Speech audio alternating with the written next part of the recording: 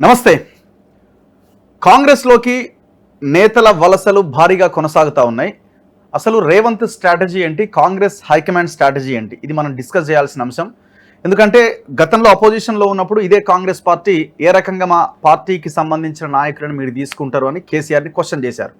So మళ్ళీ వీళ్ళు అధికారంలోకి వచ్చిన తర్వాత కేసీఆర్ ఏ ఫార్ములానైతే అమలు చేశాడో సేమ్ ఫార్ములాని రేవంత్ రెడ్డి కాంగ్రెస్ కూడా అమలు చేస్తున్నది. ఒక మ్యాసివ్ లాగా, ఒక యుద్ధ ప్రాతిపదికన నాయకుల్ని డంప్ చేసేలాగా వీళ్ళ యాక్షన్ ప్లాన్ ఉన్నట్టు కనిపిస్తోంది. ఏదేమైనా ఎంపీ ఎలక్షన్స్ లోపు బీఆర్ఎస్ని కొలాప్స్ చేసేయాలి. అసలు దీని వెనకాల ఉన్న రేవంత్ ఆలోచన కానీ హైకమాండ్ ఆలోచన కానీ ఏంటి మాట్లాడదన్న ముందు కపిలవాయి దిలీప్ కుమార్ గారు ఉన్నారు, కాంగ్రెస్ పార్టీ సీనియర్ నాయకులు అండ్ పొలిటికల్ అనలిస్ట్. సార్ నమస్తే. నమస్తే. సో అనొచ్చా సీనియర్ నాయకులు కాంగ్రెస్ అని? సో ఎనీవే, అంటే ఏ ఉద్దేశంతో ఏ వ్యూహంతో ఈ తరహా పాలిటిక్స్కి రేవంత్ స్కెచ్ గీస్తున్నట్టు మీకు కనబడతా ఉన్నది? అంటే అసలు ఎట్లా ఉన్నదంటే ఈ క్షణం నెక్స్ట్ ఇంకో క్షణం ఇంకో గంట రేపు రోజు ఎవరు ఉంటారో ఎవరు ఉండరో ఎవరిని తీసుకురావాలా దీని మీదనే ఫోకస్ చేసినట్టు కనిపిస్తున్నది. అంటే ఇంత ఆలోచన ఎందుకు చేస్తున్నట్టు? మ్యాసివ్గా దేనికటి అంటే నిజానికి కూడా ప్రొవకేషన్ అనేది ఇతర పార్టీలు చేసి ఉంటాయండి. ముఖ్యంగా ఎందుకంటే 3 నెలలు ఈ పార్టీ పోతుంది, ఇది కొలాప్స్ అవుతుంది, ఈయన తాత్కాలిక ముఖ్యమంత్రి, ఇట్లాంటి మాటలు చాలా సందర్భాల్లో విన్నాం. And apart from that Congress నుంచి మాతో టచ్లో ఉన్నారనే మాట కూడా విన్నాం మనం. అది బీఆర్ఎస్ నాయకులు మరి పొరపాటున చేసిండ్రు, గ్రహపాటున చేసిండ్రు, కానీ వాళ్ళు వాళ్ళ పార్టీ ఉనికిని కాపాడుకోవడానికి నాయకుల్లో కొంచెం ధైర్యం కల్పించడం, ఆ type off to inspire the confidence అనేది బహుశా ఉండొచ్చు. అది బ్యాక్ ఫైర్ అయింది స్ట్రాటజీ. ఈయన కూడా దాన్ని అదే స్టేజ్ మనం చూసాం, సీరియస్ తీసుకున్నాడు. ఎవడు ముట్టుకుంటాడో ముట్టుకోండి చూద్దాం, నేను కడుపులు కాలు పెట్టి తొక్కుతా, మెడల్ వేసుకుంటా, డైలాగులన్నీ సీఎం డైలాగులు మనం చూసినాం. సరే, దాని తర్వాత ఎప్పుడైతే నోటిఫికేషన్ వచ్చిందో ముందు రోజు వరకు నేను సీఎం, ఇవాళ నుంచి నేను పీసీసీ చీఫ్ ఉన్నాడు. బిఫోర్ బీజేపీ లక్ష్మణ్ కూడా మాట్లాడండి సేమ్ థింగ్. ఆయన కూడా ఆశ్చర్యం, అదే ఇంకా యాడెడ్ ఫ్యూయల్. అసలే నిప్పు ఉంటే దాంట్లో కాస్త నెయ్యి చేసిండు. ఆయన ఏమంటే డబుల్ ఇంజిన్ సర్కార్ వస్తున్నాడు. అది ఉన్నది 8 మంది అయితే ఎట్లా వస్తుంది డబుల్ ఇంజిన్ సర్కారు చెప్పండి. నిన్న వెంకటరెడ్డి రిమార్క్స్కి కౌంటర్గా బీజేపీ ఎమ్మెల్యే గారు కూడా ఆయన మాట ఏమన్నాడంటే, అసలు ముట్టుకొని చూడండి 2 రోజుల ప్రభుత్వం కూలిపోతుంది, 48 గంటల్లో ఖతం ఎట్లా 48 అవర్స్ ఎట్లా కూలిపోతుంది అసలు. అంటే ఇవన్నీ కూడా ప్రొవొకేషన్. ఆ ప్రొవొకేషన్కు జవాబుగాను మరి మేము కూడా రెడీ ఉన్నామని ఆయన ఇవాళనే గేటులు తీసినారని అనగానే మీరన్న ఫ్లో స్టార్ట్ అయ్యింది. ఇంత మ్యాసివ్ అయిద్దని మనం కూడా అనుకోలేదు, మేము కూడా అనుకోలేదు. నేను అసలు మీకు జ్ఞాపకం ఉంటే మా బుక్ను మీరు అనలైజ్ చేస్తారు సార్ల కింద అపరిచితుల బుక్ రాసిన కేసీఆర్, అందులో నేను చెప్పిన ఈ స్ట్రాటజీస్ అన్నీ ఎట్లయినా బాబు అంటే, ఓ దొరా కాచుకో నీ చరిత్ర ముగుస్తుందని. అది ఆ రోజు వచ్చినట్టు అనిపిస్తుంది నాకు ఆశ్చర్యంగా. చరిత్ర ముగిసినట్టే కనబడుతుంది, ఎవడు ఉంటేట్లేడా. దానికి వాళ్ళది స్వయంకృత అపరాధం అని నేత అనుకుంటున్నాను. ఎందుకంటే మీరే అన్నట్టుగా అంతకుముందు కాంగ్రెస్ సంబంధించినటువంటి నేతలందరినీ ఆయనకు 63 డెమాకి ఈరోజు 64, ఒకటే తేడా. 63 ఉన్నప్పుడు ఆయన కన్సాలిడేషన్ కోసం ప్రయత్నం చేశాడు, గవర్నెన్స్ కోసం ప్రయత్నం చేయలే. ఫస్ట్ కార్యక్రమం ఆయన చేసినట్టే కాంగ్రెస్ని ఖతం చేయడం, టీడీపీని ఖతం చేయడం, ఈ రెండే లక్ష్యంగా పెట్టుకొని ఆయన కన్సాలిడేషన్ చేసుకున్నాడు. 83 వచ్చినాక కూడా అదే పని మీద అదే పని చేశాడు. మళ్ళీ అదే ఓపెన్ స్టేట్మెంట్ కూడా, మీకు డెవలప్మెంట్లో మీకు భాగస్వామ్యం కావాలంటే మీరు ఖచ్చితంగా అధికార పార్టీ మా పార్టీలోకి వస్తే అదర్వైజ్ మీరు. రాజగోపాల్ కూడా రాజీనామా చేసిన సందర్భంలో నేను 3.5 ఏళ్ళు ఉండి ఏమి చేయలేకపోయినా, కాన్స్టిట్యున్సీకి ₹1 కూడా తెలియకపోయినా కనీసం రాజీనామాతోనే ఫండ్స్ వస్తాయి కావచ్చు అనే మాట అన్నాడు. నిజంగా కూడా ఆ బై ఎలక్షన్లో మీరు నేను చూసాం, దాదాపు ఒక 500 crores 550 crores తీసుకొచ్చి రూలింగ్ పార్టీ కుంభరిచ్చింది, ప్రామిస్ చేసింది. ఆ తర్వాత కొంత మళ్ళీ ఎలక్షన్ దగ్గరలో ఉంది కాబట్టి ఫుల్ఫిల్ చేయాల్సిన పరిస్థితి వచ్చింది. సో అధికారంలో ఉంటేనే ఈ పొలిటికల్ పర్సనాలిటీస్ యొక్క సర్వైవల్ అనేటువంటిది ఒక ఎస్టాబ్లిష్ చేసి పడేసింది బీఆర్ఎస్. దానికి బహుశా అనుగుణంగానే ఈరోజు ఈ కార్యక్రమాలు జరుగుతున్నాయో అనిపిస్తుంది. బట్ మీరు అన్నట్టుగా నేను థియరిటికల్గా అయితే అపోజ్ దిస్. ఓకే, థియరిటికల్గా, ఎందుకంటే ఎవరికైనా హెల్దీ కాదు. అవును, వీళ్ళంతా వలస పక్షులు, ఇవాళ వస్తారు మళ్ళీ పెద్ద కరప్షన్, మళ్ళీ అంతే కదా. అక్కడ కరప్షన్ అన్న వాళ్ళు ఎవరన్నా మనమే అన్నారు అనుకుందాం, వచ్చిన వాళ్ళు ఈయన కరప్ట్ ఆయన కరప్ట్ అని అనను. బట్ అట్లాంటి వాళ్ళు ఉంటే, గతంలో మనం క్రిటిసైజ్ చేసిన వాళ్ళు ఉంటే వస్తే ఆయన గంగా స్నానం చేసినట్ట. మరి ఇక మనం యాక్షన్ తీసుకోమా. ఉమ్. ఇప్పుడు సుజనాథ్ చౌదరి ఉన్నాడు, అవును. ఆయన ఎవరు సీఎం రమేష్ ఉన్నాడు. పాపం ఈడి రోజు సతాయించేది వాడు, నోటీసుల మీద నోటీసులు, విచారణ మీద విచారణలు. వాళ్ళు పోయి టక్కున బీజేపీలో చేరగానే వాషింగ్ పౌడర్ నిర్మా పౌడర్ నిర్మాలాగా కథ అయిపోయారు. ఎవరు అడిగినోడే లేడు అసలు, ఈడీలో ఎక్కడ పోయినా కేసుదే లేదు. నేనేమంటున్నా అంటే ఈ టైప్ ఆఫ్ కల్చర్ అన్నది అసలు డెమోక్రసీకి హెల్దీ సైన్ కాదు. ఆ రోజు ఎప్పుడు వస్తుందో నాకు తెలియదు, కానీ ప్రజలైతే ఇట్లాంటి నాయకుల గురించి ఆలోచించాల్సిన అవసరం ఉందని నేనైతే పర్సనల్గా. కానీ పొలిటికల్ డైమెన్షన్ మాట్లాడదాము అంటే ఈ ఎథిక్స్ ఇవన్నీ ఇక మనం మాట్లాడదాం. అసలు వీళ్ళ ప్లాన్ ఏంటన్నది మనం ఒకసారి డిస్కస్ చేద్దాం.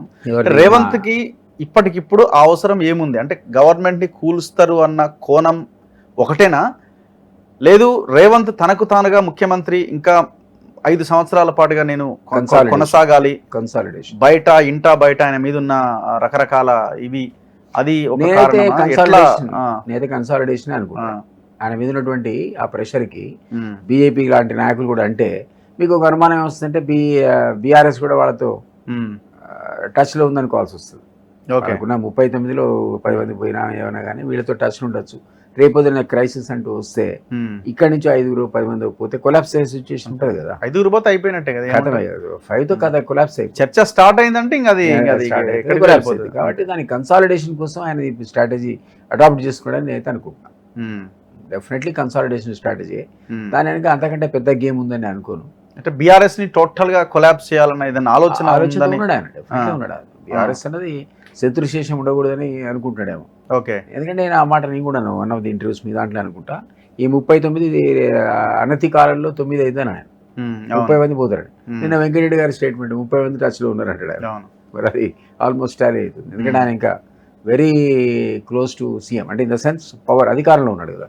నాకంటే ఎక్కువ ఇంటర్నల్గా జరిగేటువంటి చర్చలు ఏంటో ఆయనకు అర్థమవుతాయి. సో 30 మంది టచ్లో ఉన్నారంటే చెప్పింది అవుతుంది కదా.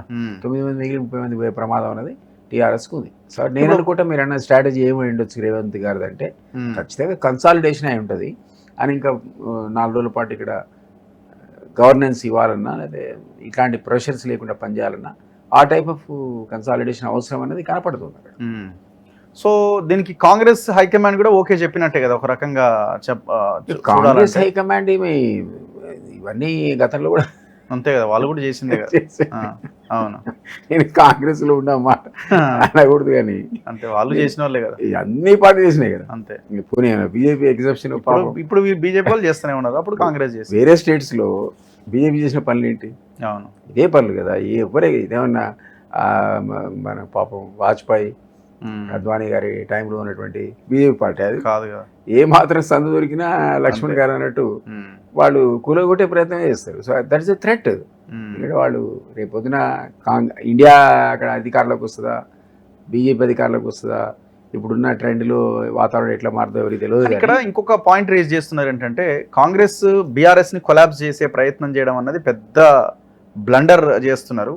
బీఆర్ఎస్ ఉండాలి, ఒకవేళ బీఆర్ఎస్ లేకపోతే బీజేపీ ఆ ప్లేస్ ని ఆక్యుపై చేస్తే కాంగ్రెస్ కథం పట్టిస్తారు వీళ్ళు, ఒక చర్చ. ఫ్యూచర్లో కదా, ఫ్యూచర్లోనే మరి బీజేపీ. మీరు జ్ఞాపకం ఉంటే మీకు ఫస్ట్ మన కేసీఆర్ అనేవాడు డిమాలిషన్ స్ట్రాటజీలో ఫస్ట్ ఏమో కాంగ్రెస్ పడిపడ్డాడు, తర్వాత బీజేపీ పడిపడ్డాడు.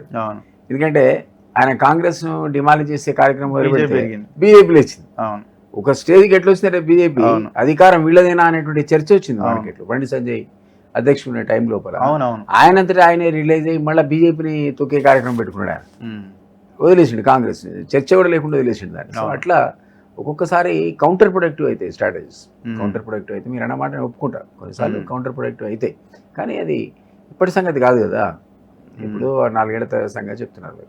సో అప్పటికి మరి బీఆర్ఎస్ఏ ఉండదు అన్నప్పుడు ఓకే ప్రధాన పోటీ అనేది డెఫినెట్గా ఆ పార్టీని ఈరోజు ఖతమైపోయింది అనుకుంటే party definitely Congress versus BJP ఉంటుంది. సో కాంగ్రెస్ వర్సెస్ బీజేపీ ఉండడాన్ని రేవంత్ అండ్ కాంగ్రెస్ స్వాగతిస్తున్నాయని అనుకోవాలా ఇప్పుడు ఈ సందర్భంలో? ఇప్పుడు వాళ్ళకి ఇమ్మీడియట్ థ్రెట్ అదే కదా. ఇమ్మీడియట్ థ్రెట్ ఎవరు? బీఆర్ఎస్ఏ థ్రెట్. కాంగ్రెస్ కాదు, సారీ బీజేపీ కాదు. కాబట్టి డెఫినెట్గా దాని మీదనే పడతారు. ఖాళీ ఇవ్వడానికి ఉన్న ఆస్కారం ఉన్న అవకాశం ఉన్న పార్టీ అదే. ఎందుకంటే ఇక్కడ మేము అధికారంలో ఉన్నాం, అక్కడ ఇప్పటికిప్పుడు బీజేపీ అధికారంలో ఉంది. సో ఎవరికి ఏ ఆశలు చూపిస్తున్నారో మనకు తెలియదు. సో అది దుకాణం ఖాళీ కావడానికి మనమే చూస్తున్నాం. కొంతమంది అడ్డుపోతున్నారు, ఎక్కువ మంది మీరు అన్నట్టు ఇటు వస్తున్నారు. ఎందుకంటే స్థానిక అవసరాలు ఎక్కువ ఉంటాయి. ఢిల్లీ పాలిటిక్స్లో చాలా మంది పాలిటిషియన్స్ సంబంధం ఉండదు.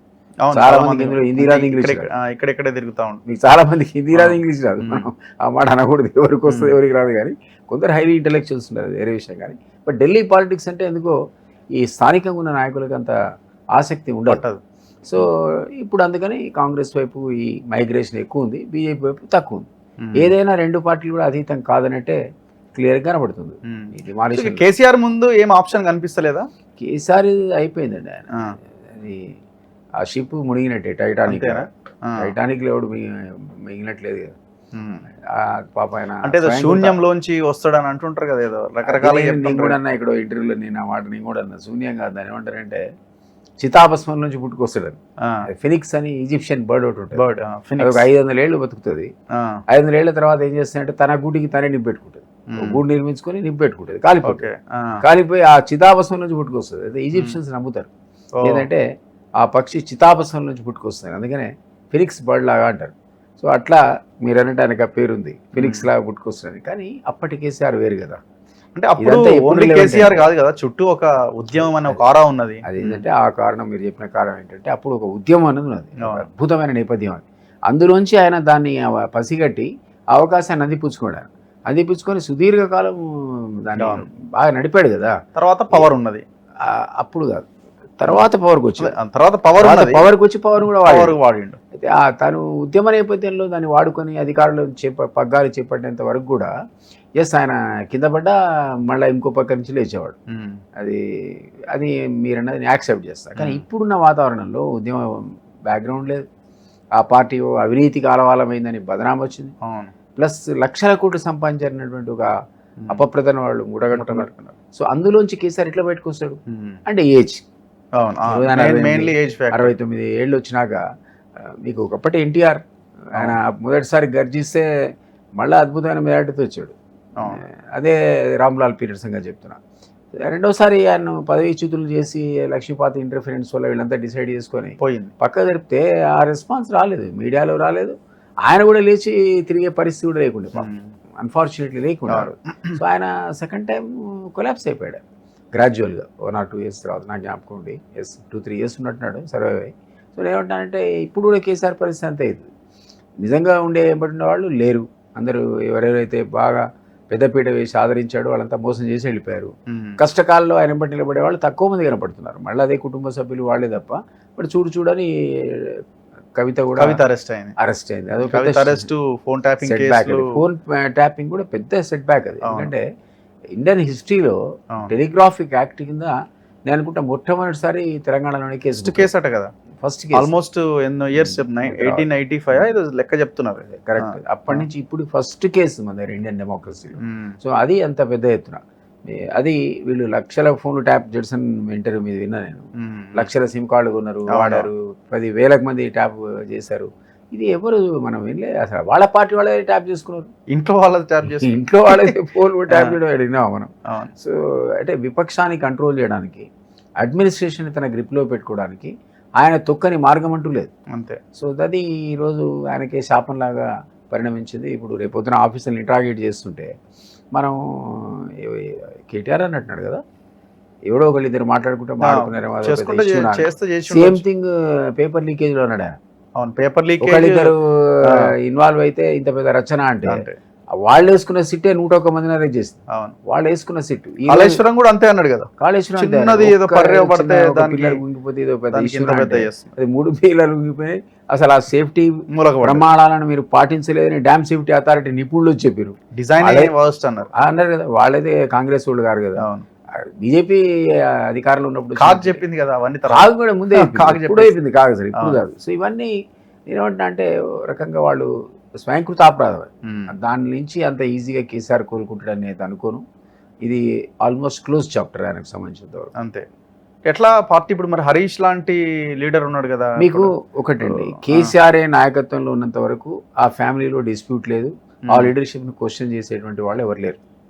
ఆ లీడర్షిప్ను కేటీఆర్ ఒప్పుకుంటాడు, హరీష్ ఒప్పుకుంటాడు, కవిత కూడా ఒప్పుకుంటుంది. కవిత సీన్ కానీ కానీ ఒకవేళ ఆయన జరిగి నువ్వే మా ప్రెసిడెంట్ అని కేటీఆర్ని అన్నాడు అనుకుందాం, అది ఒక్క నిమిషం కూడా హరీష్ అంతే, ఆయనే ముందు బయటకు వెళ్ళిపోతాడు. ఇంకా ఎవరైనా మిగిలితే 10 మందిని వేసుకొని వెళ్ళిపోతారు. సో ఆ రిఫ్ట్ ఉంది, ఫ్యామిలీ రిఫ్ట్ అనేది చాలా స్ట్రాంగ్ ఉంది, వాళ్ళు తిరిగి పడదు. సో నేను అనుకోను ఆయన తన పగ్గాలు ఇంకోళ్ళకి అప్పయిపోయే పరిస్థితిలో అయినాడు అనుకోను. ఆయన ఖచ్చితంగా తనే ఆ పగ్గాలు పెట్టుకొని నడపాల్సిన పరిస్థితి ఇంకా కొన్ని రోజులు కొనసాగుతుంది. ఎంతమంది మిగులుతారో కూడా తెలియదు. ఇప్పుడు వై అంటే కేటీఆర్ చేస్తున్న వ్యాఖ్యలు మీకు ఎట్లా కనిపిస్తున్నాయి? ఎందుకు ఇంత అంటే ఆరోగెన్స్ అయినా లేకపోతే ఎలాంటి పరిజ్ఞానం లేకపోవడం? కేటీఆర్కు పరిజ్ఞానం లేదనుకోవడం కరెక్ట్ కాదు. అన్నీ తెలిసే మాట్లాడుతున్నాడు ఆ పిల్లాడు. బట్ ఇవన్నీ ప్రొవోకేటివ్ డైలాగ్స్, ఈ అతిశయంతో మాట్లాడుతున్నాడు. నిజానికి కేసీఆర్ అనేవాడు అధికారం కోల్పోవడానికి one of the reasons KTR. ఆయన అహంకారం, ఆయన వ్యవహార శైలే. ఇంకా హరీష్ కూడా కొంత అంటుతుంది కానీ ఈ లెవెల్లో అంటది అది. సో కవిత, అవినీతి, సో ఇవన్నీ ఆమె అధికారం కోల్పోవడానికి కొంత ఈ ప్రచారం అనేది చాలా ఎక్కువ. మీరు కానీ ఇంకెన్నో రకాల మీడియాలు ఘోషించినాయి వాళ్ళ అవినీతి గురించి. అప్పుడు ఎవడు పట్టించుకోవడం లేడు, అందరికీ తెలుసు అది నిజమని. పబ్లిక్ తమకున్న అవకాశం ఏంటి? ఒకటే, అది వాళ్ళు చూపించారు దాని రుచి ఏంటో. సో కేసీఆర్ ఎందుకు మాట్లాడతలేడు? ఇప్పుడు ట్యాపింగ్ మీద మాట్లాడాడు, కవిత లిక్కర్ కేసు ఆమె బిడ్ అరెస్ట్ అయినా మాట్లాడాడు. ఇప్పుడు రేపేదో నల్గొండలో రైతులని పరామర్శించడానికి బయలుదేరుతున్నాడట. ఏంటి ఆయన స్ట్రాటజీ ఏంటి? ఎవరి స్ట్రాటజీ నాకు తెలియదు కానీ కరెక్ట్ అయితే కాదు. ఎందుకంటే మీరు అన్నట్టు డాక్టర్ అన్నప్పుడు ఏదో ఒకటి చెప్పాలి బయటకు వచ్చి. అవును, నాకు తెలిసి ఆయన కేటీఆర్ కంటే ఆయనే మాట్లాడినప్పుడు జనం ఎందుకు మాట్లాడతారు? మాట్లాడేది అసలు రాలే కదా ఆ రెస్పాన్స్. కార్యకర్తలు ఎందుకు మాట్లాడారు? విచిత్రంగా కేజ్రీవాల్ అరెస్ట్ అయితే ఎంతైతే ఆప్ రియాక్ట్ అయిందో అందులో 10% కూడా ఇక్కడ 1% లేదు. 1% రియాక్షన్ లేదు. మరి అది ఎంత దారుణం చెప్పండి. ఆయన కనీసం బయటకు వచ్చి ఇది అన్యాయం అని ఏదో మాడాలి కదా. అవును, న్యాయమో అన్యాయం తను వచ్చి రియాక్ట్ కావాలి. కాదు, కేజ్రీవాల్ అరెస్ట్ రియాక్ట్ అయ్యింది మళ్ళీ కేజ్రీవాల్. అవును, దానికి దానికేంటి దీనికి కాలే. ఆయన క్యారెక్టర్ ఎట్లాంటిది, దేనికి రియాక్ట్ అవుతారు, దేనికి కాడు, చాలా కష్టం ఆయన అనలైజ్ చేయడం. బైపోలర్ డిజార్డర్ ఇది అన్నారు కదా. మా మిత్రుడు డాక్టర్ అన్నాడు కదా, బైపోలర్ డిజార్డర్. ఇవాళ బ్రహ్మాండంగా విజృంభించి సాయంత్రం దాకా అరుస్తాడు, మాట్లాడితే తెల్లారి 3 రోజులు ఫార్మల్ పోయి పడుకుంటాడు. ఏంటంటే మా ఆవిడ చెప్పేది బైపోలార్ డిజార్డర్, దాన్ని బైపోలార్ డిజార్డర్ అంటాడు. నాకు ఆ టెక్నికల్ పేరు తెలియదు. ఆ డాక్టర్ చెప్పినాక నాకు ఆయన వింత ప్రవృత్తి ఎప్పుడు వచ్చినా నేను అది బైపోలార్ డిజార్డర్ అనుకుంటా. సో ఎన్ని ఎంపీ సీట్లు ఎవరికి వస్తుందని మీరు అనుకుంటున్నారు? అంటే ఇప్పుడున్న ఈక్వేషన్ కాంగ్రెస్ వర్సెస్ బీజేపీ అంటున్నారు. డెఫినెట్లీ కాంగ్రెస్ వర్సెస్ బీజేపీ అందులో అనుమానం. దాదాపు అన్ని స్థానాలు అట్లే కనిపిస్తున్నాయి. 1-2 ట్రయాంగిల్ డబుల్ డిజిట్ అనేది ఖచ్చితంగా కాంగ్రెస్ కి వస్తుంది, అందులో అనుమానం లేదు. వాళ్ళకి ఎన్ని వస్తాయి? 4 వస్తాయి, 5 వస్తాయి. బీఆర్ఎస్ కి అయితే రావు. గతంలోనే నేను మీతో మాట్లాడడం మాట సందర్భంలో ఏమన్నా అంటే ఒక్క మెదక్లో కేసీఆర్ పోటీ చేస్తే గెలుస్తాడు అంతే అన్న. నేను కేసీఆర్ పోటీ చేస్తే అది ఇంతకు మించిన ఆప్షన్ లేదు, రూల్డ్ అవుట్ అవుతుంది. ఆయన పోటీకి రాడన్నప్పుడు ఇక ఆ ఒక్క సీట్ కూడా రాదు. అసలు బీఆర్ఎస్ అనేది ఇక్కడ లేదు. గతంలో ఓటేయడం ఉంటే ఆయన కూడా కాంగ్రెస్కి వేయాలి. ఎందుకంటే 100 రోజులే అయింది కదా. పెద్దగా చెప్పుకోవడానికి పెద్ద తప్పులేం లేవు. అడ్మినిస్ట్రేటివ్ ఎర్రర్స్ ఫ్యూ ఉంటే ఉండొచ్చు కానీ.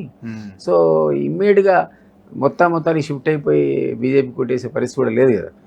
1 year 2 years అయితే మనం మేము తప్పులు చేస్తే అది కాదు ఇది కాదని ఆ డిస్కషన్ వస్తే అది వేరే విషయం. టీఆర్ఎస్ యొక్క వాళ్ళు మాట్లాడే మాటలతో ప్రభావితమై ఓటర్ ఇప్పటికిప్పుడు మారుతారని అనుకోను. వాళ్ళైతే 0 కాబట్టి ఈరోజు కాంగ్రెస్ అండ్ బీజేపీ ఉన్నారు సీన్లో. నేను అనుకుంటే డబుల్ డిజిట్ కాంగ్రెస్ క్రాస్ అవుతుంది. బీజేపీకి వచ్చే వరకు సింగిల్ డిజిట్ పరిమితం. ఎంత అన్నది 4-5 దేశంలో. సరే, బీజేపీ కేంద్రంలో మళ్ళీ అధికారంలోకి వచ్చే ఛాన్స్ ఉంది అని ఒక చర్చ అయితే నడుస్తున్నది. కానీ 350 వస్తాయి, 400 వస్తాయి ఎట్లా వస్తున్నది? గతంలో 303 వచ్చాయి. స్టేట్ వైజ్ మీరు చూస్తే ఇప్పుడు డీటెయిల్ గా డిస్కస్ చేయాలి. యాక్చువల్ గా మీరు స్టేట్ వైజ్ పెద్ద చర్చ ఉన్నది. స్టేట్ వైజ్ తీసుకుంటే కొన్ని రాష్ట్రాల లోపల ఆల్రెడీ పీక్ రీచ్ అయిపోయాను. 80 ఉన్న దగ్గర 80 వచ్చినాయి, 72 ఉన్న దగ్గర 72 వచ్చినాయి. ఇంకెక్కడ పోతారు? తగాలి పెరిగేది లేదు కదా.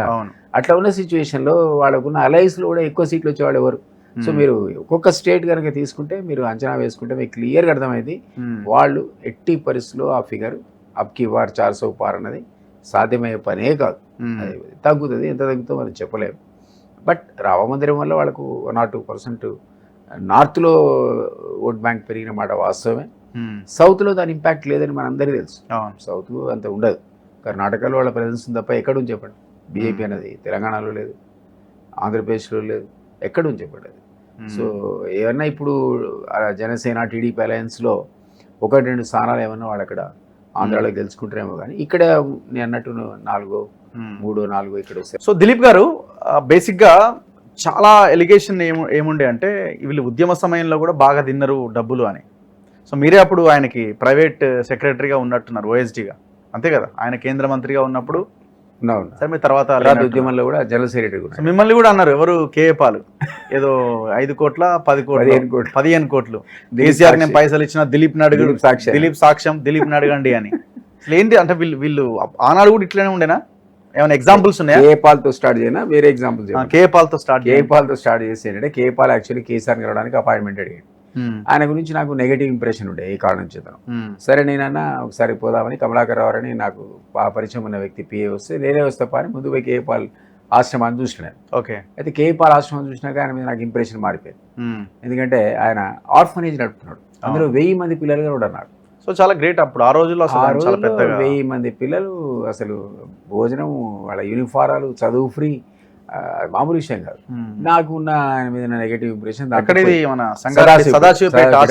చెప్తుంటారు. అదే పోతే నా ఆశ్చర్యపోయినా, అరే మామూలు కాదు ఏమైనా మాట్లాడని వేరే విషయం. తర్వాత ఆయన తన ఇది చూపించాడు బిల్డింగ్ తను కట్టుకున్నది, అది ప్రెసిడెన్షియల్ స్యూట్స్ ఉన్నాయి అందులో లోపల ఆ బిల్డింగ్, వేరే పక్కకు బిల్డింగ్ ఉంది, అన్ని ప్రెసిడెన్షియల్ స్యూట్స్ 10 ఉన్నాయి. ఆ 10 రూములు కూడా అద్భుతం. అసలు నేనైతే స్టార్ హోటల్లో కూడా అట్లాంటి రూమ్ చూడలే. అది చూసినాక నేను కేసీఆర్కి వచ్చి చెప్పిన, సార్ వీడు మామూలు కాదు, definitely is doing some service, ఇట్లా చేయడం నేను ఎక్కడ చూడలేదంటే ఆయన కూడా ఇంప్రెస్ అయ్యింది. ప్లస్ అయ్యి సరే ఓకే నాకు కలిపి అపాయింట్మెంట్ అంటే కలిపినాం. తాజ్ కృష్ణ మీటింగ్ అయింది, ఆయన ఈయనని బుగిడిండు, ఈయన ఆయనని బుగిడిండు, సోషల్ సర్వీస్ గురించి మాట్లాడుకున్నారు. తర్వాత వెంటనే ఎలక్షన్స్ వచ్చినాయి. మన కేసీఆర్ గారు నన్ను అడిగాడు, దిలీప్ నువ్వు మరి కేఏ పాల్ గారిని కలిపి అందరు అనుకుంటారు ఆయన దగ్గర చాలా డబ్బులు అనేది ఫేమస్ కదా ఆ రోజుల్లో డబ్బులు అసలు సొంతంగా విమానం ఉండేది. సో ఆ లెవెల్లో ఉన్న మనిషి కాబట్టి మరి చూడు మనకి ఏమన్నా ఫండింగ్ ఇస్తాడేమో అన్నాడు. సహజంగానే జనరల్ సెక్రటరీ ఉంటే పార్టీకి నేనన్నా సరే సరే అని కేఏ పాల్ అడిగాను. రేపు బాబు మరి ఏంటి పరిస్థితి, నాకు మరి ఫండింగ్ అడుగుతున్నాడు మా బాస్, ఎంత అడుగుతున్నాడు అన్నాడు. ఆ ఇంటర్వ్యూ కూడా అన్నాడు, కేసీఆర్ డబ్బులు అడుగుతున్నాడు అంటే నేను 1500 కోట్లు 2000 కోట్లు అడుగుతున్నాను అనుకున్నా, 10 కోట్లు అడిగిండు అన్నాడు, 15 కోట్లు అడిగిండు అన్నాడు. ఆశ్చర్యపోయినా ఇచ్చేసిన అన్నాడు. దిలీపే సాక్ష్యం అన్నాడు. దేనికి సాక్ష్యం? దిలీప్ అడగడానికే సాక్ష్యం, ఇవ్వడానికి లేదా? ఈ లోపల ఏమైంది ఎందుకు అంటే లేదు లేదు దిలీప్ గారు కవిత టచ్ లో ఉందన్నాడు. అరే కవిత టచ్ ఎవరన్నారు? కేఏ పాల్ అన్నాడు. సరే నీకు కవితకు ఫోన్ చేసిన, అమ్మ ఏంటి సంగతి అంటే, అంకుల్ నేను ఫండింగ్ కోసం ఆయన దగ్గర పోయిన మాట వాస్తవమే, నాకు వదిలేయండి మీరు పట్టించుకోకండి అంటే, న్యాచురల్గా బాస్ ఆర్డరే కదా మనకు. నేను ఊరుకున్నా. అప్పుడు కేఏ పాల్ ఇంటర్వ్యూలో తర్వాత మీరు అన్నట్టు చూస్తే నేను 15 కోట్లు ఇచ్చిన కేసీఆర్కి, దానికి దిలీప్ కుమార్ సాక్ష్యం అంటాడు. దిలీప్ కుమార్ టచ్లో ఉండడానికే సాక్ష్యం తప్ప ఆయన డబ్బులు ఇచ్చింది ఎంతనో పుచ్చుకుంది ఎవరో నాకు తెలియదు. తీసుకున్నారు ఆయన దగ్గర నుంచి? నాకు తెలిసి తీసుకోరుంటారు. తీసుకోకుంటే కేఏ పాల్ ఆ మాట అన్నాడు. ఇచ్చి ఉంటాడు 15 కోట్లు. వాళ్ళు తెలవక తక్కువ అడుగుంటారు. 100 కోట్లు 200 కోట్లు అడుగుంటే బాగుండేది, నాకు తెలియదు. కాబట్టి అడిగింది 2009. అప్పుడే ఎలక్షన్స్ వచ్చిన సందర్భంలో ఆయనకు అవసరం పడ్డాయి. సెకండ్ ఏంటంటే నాకు ఘట్టమనేని కృష్ణారావు నుంచి ఒక ఫోన్ వచ్చింది. హీరో కృష్ణ ఆయన పాపులర్ తెలుగు హీరో, మంచివాడని పేరు. చెక్ కూడా ఎప్పుడైనా బౌన్స్ అయితే కూడా బ్యాంకులో ప్రజెంట్ చేయడట. జనం ఏమనుకుంటారంటే ఆయన అడిగితే అన్నాడట, వాడి దగ్గర డబ్బులు లేకనే మన చెక్ బౌన్స్ అయింది, కానీ డబ్బులు ఉంటే వాడి చెక్ ఎందుకు బౌన్స్ అయింది, చేయకపోతే పోనేవాడట. అంత మంచివాడని కొద్ది పరిశ్రమలో పేరు. ఓకే. వాళ్ళు ఆపించి నాకు ఫోన్ వచ్చి, సార్ ఇట్లా మా హరీష్ రావు గారి ఇన్స్ట్రక్షన్స్ మీద అందరు వచ్చి కార్యకర్తలు గులాబీ జెండాలు బాతేసారు మా పద్మాలయ స్టూడియోలో, మీరు మమ్మల్ని కాపాడాలంటాడు. అరే ఎందుకు రా బాబు, అసలు యాక్చువల్గా డిస్ప్యూట్ లో ఉండే నాకు ఏదో ప్రాబ్లం ఉంది ఉండొచ్చు, లేకుంటే వీళ్ళు ఎందుకు పోతారు, అంత స్టడీ చేస్తారు కదా. అంతే. పోతే నేను ఎవరంటే హరీష్ గారు పంపించారు సార్ అన్నాను. సరే నేను కేసీఆర్ గారికి చెప్పిన, సార్ ఇట్లా ఎవరో మన పార్టీ వాళ్ళు పోయి ఒక 5 కోట్లు డిమాండ్ చేశారట, అది అన్ని జెండాలు పాతారు, అది బాగుండదు, పరిశ్రమ కదా సార్, కృష్ణ మంచి కూడా అంటే ఆయన అన్నాడు పాపం, సరే దిలీప్ నువ్వు ఒకసారి హరీష్తో మాట్లాడాడు. నేను హరీష్తో మాట్లాడిన ఒకసారి కేసీఆర్తో మాట్లాడాను. అంటే ఇద్దరికి తెలుసు ఆల్రెడీ కూడా మాట్లాడుకొని జెండాలు అక్కడ పాతబడి ఉంటాయి. సరే ఏదో నా మీద గౌరవంతో మీరు అన్నట్టు ఆ రోజుల్లో ఉన్నటువంటి ఇంపార్టెన్స్ ఏదో తెలియదు, కానీ మొత్తానికి ఆ జెండాలు తెల్లారి పీకేశారు. తర్వాత ఎంత కొంత సెటిల్ చేసి ఉంటారు, అది కూడా నాకు ఐ డోంట్ నో. మొత్తానికి జెండాలు పోయినాయి, సమస్య పోయింది, ఆ ఇష్యూ అనేది సమస్య పోయింది. ఇదే పద్ధతిలో చాలా ఇష్యూస్ అసలు అంటే నాకు కొన్నే తెలుసు కదా. నాకు నరేంద్ర గారు చెప్పాడు, దిలీప్ నీకు తెలియదు, ఉద్యమం ముసుగులో అసలు మీ మామ అల్లు తెలంగాణ దోచుకుంటారు అన్నాడు ఓ రోజు. ఎవరు కీర్తిశేషుడు ఆర్య నరేంద్ర. నేను మరి నాకు తెలియదు సార్ అన్న. నాకు తెలిసిన ఎగ్జాంపుల్స్ ఏవి చెప్తాను. ఇంకోటి ఏమైందంటే నాకు ఈ వీళ్ళ దగ్గర నుంచి ఫోన్ వచ్చింది. ఇది అల్లు అరవింద్కి సంబంధించిన వాళ్ళ కన్స్ట్రక్షన్ ఫార్మ్ నుంచి, మూవీ ఫార్మ్ నుంచి ఫోన్ వచ్చింది. అల్లు అరవింద్ గారు నాతో బాగా క్లోజ్గా ఉండేవాడు. వాళ్ళు ఎవరో ఫోన్ చేసి, సార్ మా షూటింగ్ ఆపేశారు, మీ కార్యకర్తలు మొత్తం షూటింగ్ ఆపేశారు సార్, మీరు ఇంటర్ఫీర్ కావాలంటే నేను కనుక్కున్నా. ఎవరు మీకు ఫోన్ చేసింది? ఎవరు నాకు కరెక్ట్ జ్ఞాపకం కానీ అల్లు అరవింద్ గారే చేసినట్టు, బాగా క్లోజ్ నాకు. ఆయన చేస్తే నేనన్నా, అరే ఇదేంటి సినిమా షూటింగ్ కూడా ఆపితే ఎట్లా, ఏంటి పరిస్థితి అంటే నాకు ఎవరో వాళ్ళు చెప్పారు, సరే ఇప్పుడు ఇవాళ రేపు తెలంగాణలో షూటింగ్ చేసుకోవాలంటే మీ వాళ్ళకి అయితే 50 లక్షలు ఇవ్వాలి, చిన్న సినిమా అయితే, పెద్ద సినిమా అయితే 1 కోటి రూపాయలు ఇవ్వాలి అంటే, అది ఇది ఇక్కడ కూడా రా బాబు అని నేను మళ్ళా అదే విషయానికి ఈసారి చెప్పిన. ఇది ఇక్కడ పనిచేయాలి సార్, ఈ పోరాళ్ళు మనోళ్ళు ఆగుతలేరు, దేశంలో అందరి మీద పోయి డబ్బులు వసూలు చేస్తున్నారంటే ఆయన కవిత అన్నాడు. కవితకు ఫోన్ చేసిన, అంటే కరెక్టే అంకుల్, మా కార్యకర్తలు ఎవడో పోయినట్టుంది, ఇంకో పడతలేండి అనేది అది ఇష్యూ సమస్యమైంది అక్కడ. ఎవరు వీళ్ళు పంపిస్తేనే కదా. ఇంకో క్లాసిక్ ఎగ్జాంపుల్ ఏంటంటే, ఓ రోజు రిమ్మోనే కేసీఆర్ గారు అడిగింది, దిలీప్ చాలా ఇబ్బంది అవుతుంది, ఉండొచ్చు ఉద్యమం నడిపే సందర్భంలో డబ్బులు అవసరం అవుతాయి, అందరిని అడగాల్సి వస్తుంది, కొందరు చందాలు ఇవ్వడం తప్పు నేను అనను. కానీ ఆలయ నరేంద్ర మాటలు ఏంటంటే, ఉద్యమం ముసుగులో ఈ ఇద్దరు మావాళ్ళు తెలంగాణ దోపిడీ చేస్తున్నారంటే మనవాళ్ళని కాదు, కాంట్రాక్టర్ని, బిజినెస్ పీపుల్ని, బయట నుంచి వచ్చినటువంటి ఇండస్ట్రియలిస్ట్ని వాళ్ళ మీద పడ్డట్టున్నారు. తెలంగాణ వాడి మీద అసలు డబ్బులు కూడా వెళ్ళాడు, పడితే వెంటనే తెలంగాణలో బూమరాంగ్ అవుతుంది. బయట వాళ్ళు మనకు తెలుసు, అంతా పెట్టుబడిదారులు, పరిశ్రమవేత్తలు ఉంటారు ఇక్కడ, ఎవరెవరిని హెరాస్ చేసినా మనకు తెలియదు. రఘునందన్ దగ్గర కూడా మీకు ఇట్లాంటివి మీరు ఒకసారి అడిగితే 100 ఎగ్జాంపుల్ చెప్తాడు. నేను ఇక్కడ విన్నా ఆయన ఇంటర్వ్యూ, వీళ్ళు అసలు పడి దోసుకుంటారని. రఘునందన్ కొత్తగా పార్టీ నుంచి బయటికి వచ్చిన తర్వాత రఘునందన్ స్పీచ్లో ఉండే ఈ భాగం, వీళ్ళంతా లూటీ చేస్తున్నారు ఉద్యమం పేరు మీద అందరిని, ఇప్పుడు అంటాడో అనడో నాకు తెలియదు కానీ అది రఘునందన్ కూడా క్లాసిక్ ఇంటర్వ్యూ. అయితే నన్ను పోగానే, నీకు ప్రతాప్ రెడ్డి గారు తెలుసా అపోలో అని అడిగారు.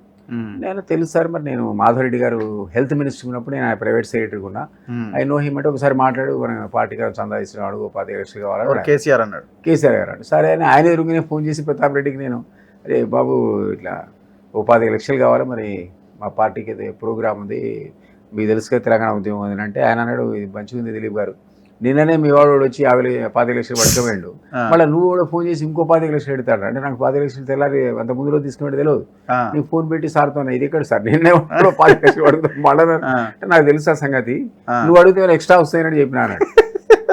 ఇట్లా అసలు నాకు తెలిసిన 3-4 ఎగ్జాంపుల్స్ అయితే తెలియని ఎన్ని ఉంటాయి అంటే, ఉద్యమకాలలో కూడా వీళ్ళు ఎవరిని వదిలిపెట్టలే అన్నది ఇప్పుడు నిజంగా కూడా ఉద్యమ అవసరాలేమో, నిజంగా అంత ఈజీ కాదు పార్టీలు నడపడం. కానీ నేను పార్టీ నడిపిన 2 ఏళ్ళు, ఈజీ ఏం కాదు, definitely lakhs of rupees, crores of rupees అవసరం అవుతాయి. కానీ ఈ రకంగా ఎంతమంది ఎన్ని తీసుకున్నారో నాకు తెలియదు. ఆర్య నరేంద్ర అందుకే మీకు జ్ఞాపకం చేస్తున్నా, నాకు ఆయన అన్నమాట ఇద్దరికి తేడా వచ్చిన సందర్భంలో ఏమన్నాడంటే, వీళ్ళు మామాలుళ్ళు అన్నాడు. మామాలుళ్ళు ఇద్దరు తెలంగాణ ఉద్యమం ముసుగులో అసలు లూటీ చేస్తున్నారు తెలంగాణ అన్నాడు. హరీష్ చాలా ఇదిగా కనిపిస్తాడు కదా, పాలిష్డ్ అండ్ అసలు ఏమి తెలియనట్టుగా, పెద్ద నాయకుడు లాగా. కానీ తెర వెనక అన్ని ఇవే. మీరు అడుగుతుంటే ఒకటి జ్ఞాపకం వచ్చింది నాకు. మీకు జ్ఞాపకం ఉందా, ఇన్కేబుల్ చౌదరి అని ఉండేవాడు ఇక్కడ సిటీలో. ఇన్కేబుల్ చౌదరి అని ఆ రోజుల్లో అండర్ గ్రౌండ్ కేబులింగ్ చేసేవాళ్ళంతా, ఒక జిల్లా నుంచి ఒక జిల్లాకు అండర్ గ్రౌండ్ కేబులింగ్ వర్క్ నడిచేది. కేబుల్ ద్వారా మరి ఓవర్ గ్రౌండ్, అండర్ గ్రౌండ్ మన ప్రసారాలన్నీ కేబుల్ మీద నడిచేవి. కేబుల్ ద్వారా అప్పుడు బాగా ఇది ఉండే కదా, టీవీలు వచ్చాయి, టీవీలు అది ఆ రైట్స్, ఒక్కో జిల్లాకు ఒక్కో కేబులింగ్ రైట్స్ అని ఎవడో నానికి వచ్చాడు పాప, మన ఉద్యమకారుడు ఎవడో, సార్ నాకు దయచేసి మీరు వరంగల్ జిల్లా రైట్స్ నాకు ఇప్పించాలి, మీ ఇన్కేబుల్ చౌదరి గారు ఇట్లా ఒక్కొక్క జిల్లాకు ఒకటి ఇస్తున్నాడు అన్నాడు. అంటే నేను పోయినా చౌదరి దగ్గరికి. చౌదరి పాత మిత్రుడు, ఎప్పుడో పాత మిత్రుడు నాకు. బోస్ అని నా క్లాస్మేట్ ఉండే, బోసును చౌదరి ఒకప్పుడు పార్ట్నర్స్. సరే ఆ సుభాష్, బోస్ అంటే బోస్ అంటాం మేము, ఆయన పేరు సుభాష్.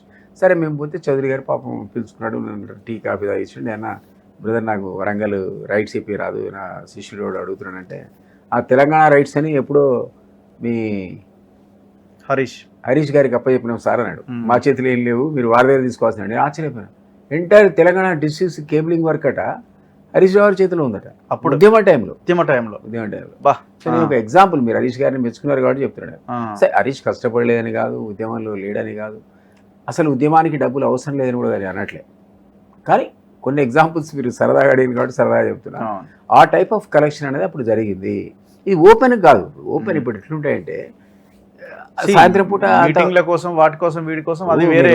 మళ్ళీ మీటింగ్లో కూడా చాలా మంది కంట్రిబ్యూట్ చేసింది కదా, ఆ లెక్క వేరే ఉండే కదా. ఇదంతా అయిపోయినాక ఓ కమిటీ కూర్చొని పాలిట్ బ్యూరో కూర్చొని ఆ 30,000 25 పంపిస్తున్న వరంగల్కి 5 హెడ్ ఆఫీస్ మెయింటెనెన్స్ పంపుతున్న ఒక అకౌంటింగ్ ఉంటే, ఇది అందరికీ తెలిసి ఉంటే, ఇది ఉద్యమం కదా. అవును, ఉద్యమంలో దాపరికం ఏంటి? అవును, అట్లుంటే అది వేరే విషయం. ఎవరు తెలియదు మరి. ఇండియా కూటమి కూడా వాళ్ళు కూడా అలయన్స్ గట్టిగానే చేసుకొని ముందుకెళ్తా ఉన్నారు. ఇప్పుడు బీహార్లో ఆర్జేడీ కాంగ్రెస్ అలయన్స్ నడుస్తా ఉన్నది. అరవింద్ కేజ్రీవాల్ ఆప్తో ఢిల్లీ పంజాబ్ లో అనేది మీరు అరెస్ట్ చేసినాక సింపతి పెరిగిందని మనం ఇంతకుముందే అనుకున్నాం. గతంలో కంటే సింపతి పెరిగింది కాబట్టి ఆప్కి పెరిగింది కదా. కేజ్రీవాల్ అరెస్ట్ చేయడం ఎందుకో, కవిత అరెస్ట్ అవ్వడం ఒకటైతే, కేజ్రీవాల్ అరెస్ట్ అయిన తర్వాత ఆయనకి ఎందుకో పెద్ద ఎత్తున కొంత మద్దతు పెరిగినట్టు కనబడుతుంది, సింపతి వచ్చినట్టు కనబడుతుంది. పెరిగింది ఎందుకంటే ఆయనకు డైరెక్ట్ ఆయనకి సంబంధం లేదేమో, ఉంటే ఆ మనీషి సూర్య కారణమేమో, లేదా కవిత కారణమేమో అనే చర్చ కూడా ఉంది కదా. సో అతనికి ఓవరాల్ గా సింపతి పెరిగిందని అనిపిస్తుంది చూస్తే. పాలసీ వర్కౌట్ అవ్వలేదు, కరప్షన్ జరగలేదని ఎవరు అంటలేరు కానీ, సో ఆయన ఆ టైంలో అరెస్ట్ చేయడం అన్నది కూడా ఒకటి, ముఖ్యమంత్రిగా ఉన్న వ్యక్తి. దానివల్ల మీకు ఒక అబ్జర్వేషన్ చూడండి, ఇక్కడ కవిత అరెస్ట్ చేయకుండా బీజేపీ పొరపాటు చేసింది. ఈ అరెస్ట్ చేసి ఉంటే బండి సంజయ్ మార్చకుండా ఉంటే ఇక్కడ కూడా 25 సీట్ల దాకా వచ్చేది బీజేపీ. ఆ బండి సంజయ్ని మారగానే కొలాప్స్ అయింది. కవితని అరెస్ట్ చేయక మరీ కొలాప్స్ అయింది, సింగిల్ డిజిట్ పరిమితి. అది ఒక పొరపాటు వాళ్ళు అప్పుడు. ఇప్పుడు చేసి ఇది ఆయన అరెస్ట్ చేసి అక్కడ తప్పు చేశారు. ఇక్కడ కవితని చేయడం వల్ల లాభం నష్టమా చర్చ పక్క పెట్టండి. కేజ్రీవాల్ని అసలు ఇప్పుడు అరెస్ట్ చేసి తప్పు చేశారు. అక్కడ అరెస్ట్ చేయక ఇక్కడ తప్పు చేశారు, ఇప్పుడు అరెస్ట్ చేసి అక్కడ తప్పు చేశారు. ఇది పొలిటికల్ ఇన్ఫ్లుయెన్స్ ఉంది అక్కడ, ఇక్కడ లేదు. అక్కడ పొలిటికల్ ఇన్ఫ్లుయెన్స్ ఇంపాక్ట్ ఉంది. అది బీజేపీకి అగెనెస్ట్గా ఇంపాక్ట్. కేజ్రీవాల్ అరెస్ట్ పొలిటికల్, అది మిస్టేకే. ఈ రోజు కేజ్రీవాల్ అక్కడ ముట్టుకోవడం అనేది ఇట్స్ ఎ మిస్టేక్. రెండింటికి చెప్తున్నా తేడా. ఇక్కడ అరెస్ట్ చేయకపోవడం మిస్టేక్, అక్కడ అరెస్ట్ చేయడం మిస్టేక్. వాళ్ళ బీజేపీ అట్లా తప్పు చేశారు అక్కడ కూడా. అంటే ఎందుకో కేజ్రీవాల్ అన్న మోడీని గట్టిగా ఢీకొనగలడన్న ఒక ఇది అయితే వచ్చింది ఎందుకో మరి. ఆ టైప్ ఆఫ్ ఇమేజ్ అతనికి వచ్చింది కదా. వచ్చింది తర్వాత అనుకోకుండా కూటమి, ఇంత పెద్ద కూటమి గతంలో అయినట్టు జరగలే. దాదాపు ఇన్ని పార్టీలు కలిసి ఒకే సంఘటన లాగా ఏర్పడడం అనేది. వై బీజేపీ థ్రెట్ గా భావిస్తున్నదా కేజ్రీవాల్ని? ఆయన ఉన్నది 2 రాష్ట్రాల్లో అధికారంలో, సో ఈ టైంలో ఆయన అరెస్ట్ చేయడం అన్నది డెఫినెట్లీ థ్రెట్టే కదా. వాళ్ళు 2-3 సార్లు అటెంప్ట్ చేస్తే ఢిల్లీ లాంటి ప్లేస్లో ఫెయిల్ అయ్యారు. ఇంకా ఎమర్జీ అవుతున్నాయి. పంజాబ్ ప్రెజెన్స్, గోవా ప్రెజెన్స్, రేపొద్దున రాబోయే రోజుల్లో ఇది ఇంకా ఎక్కడ అడిగిపోతుంది అనేటువంటి ఒక డెఫినెట్లీ వాళ్ళకి ఈ కాంబినేషన్ డెడ్లీ కాంబినేషన్ కదండి. ఎవరు మన మోడీ అండ్ షా వెనక ముందు ఆలోచించేది ఏముండదు అన్నట్టు సంధిస్తే కథం చేసేస్తారు అన్నట్టు. సో వాళ్ళు కేజ్రీవాల్ వదిలిపెట్టేది అనుకున్నారు, రాంగ్ డెసిషన్ తీసుకున్నారు. దాని డెఫినెట్లీ పొలిటికల్ ప్రాస్పెక్ట్స్ మీద కమ్యూనిటీ బేస్ ఇది కూడా కొంత ఇంపాక్ట్ చూపిస్తున్నట్టుంది. మేబీ నార్త్ లో ఉంటుంది, ఇంపాక్ట్ ఉంటుంది. సో అటు వెయిట్ అండ్ సీ. బట్ నా ఉద్దేశంలో అయితే కేజ్రీవాల్ గతంలో కంటే ఇంకో సీట్ ఎక్కువనే వస్తుంది, తక్కువ రాదు. సో ఆయన ఏకంగా ఆయన కేసు ఆయనే వాదించుకుంటున్నాడు. హీఈస్ ఆల్సో స్ట్రాటజిస్ట్ కదా, ఆయన కేసు ఆయన స్ట్రాటజిస్ట్ ఏం కాదు. Anyway thank you sir, thank you very much. So ఇది కపిల వాయి దిలీప్ కుమార్ గారితో ఇంటర్వ్యూ. చూస్తూనే ఉండండి మన తొలి వెలుగు.